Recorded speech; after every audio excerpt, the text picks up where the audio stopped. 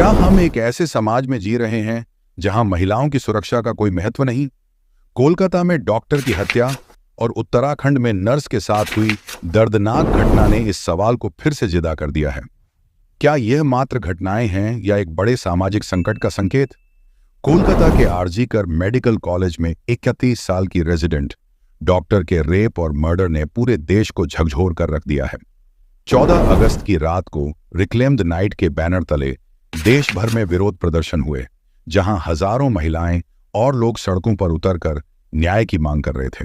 लेकिन इसी रात करीब 40 अराजक तत्वों ने हॉस्पिटल में घुसकर प्रदर्शनकारियों पर हमला किया, संपत्ति को नुकसान पहुंचाया और पुलिस पर पत्थरबाजी की।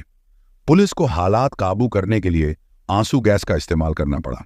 इन हमलावरों की पहचान और उनकी किसी पार्टी से संबद्धता की जानकारी अभी तक सामने नहीं आई है, लेकिन पश्चिम बंगाल की मुख्यमंत्री ममता बनर्जी पर इस बार बार हो रहे कानून और व्यवस्था के फेलियर के लिए आरोप लगाए जा रहे हैं। इस घटना के बाद सबसे बड़ा सवाल यह है कि देश भर में महिलाएं आखिर कब सुरक्षित होंगी।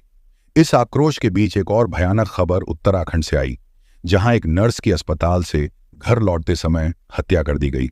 दुखद बात यह है कि ऐसे मामलों में जनता का गुस्सा कुछ दिनों तक उफान पर रहता है, लेकिन फिर धीरे धीरे ठंडा पड़ जाता है। लेकिन महिलाओं के खिलाफ हो रहे इस हिंसा के पीछे के मूल कारणों पर बात किए बिना हम कभी भी इस समस्या का समाधान नहीं कर सकते। अगर हमें इस समस्या का स्थायी समाधान चाहिए तो 3 मुख्य मुद्दों पर ध्यान देना होगा। 1. समाज का पितृसत्तात्मक मानसिकता। इंटरनेट पर ऐसे कंटेंट जो महिलाओं को वस्तु के रूप में पेश करता है और फिल्मों में रेप और यौन उत्पीड़न को सामान्य बनाने वाली धारणाएं हमारे समाज में विकृत मानसिकता का प्रचार करती हैं।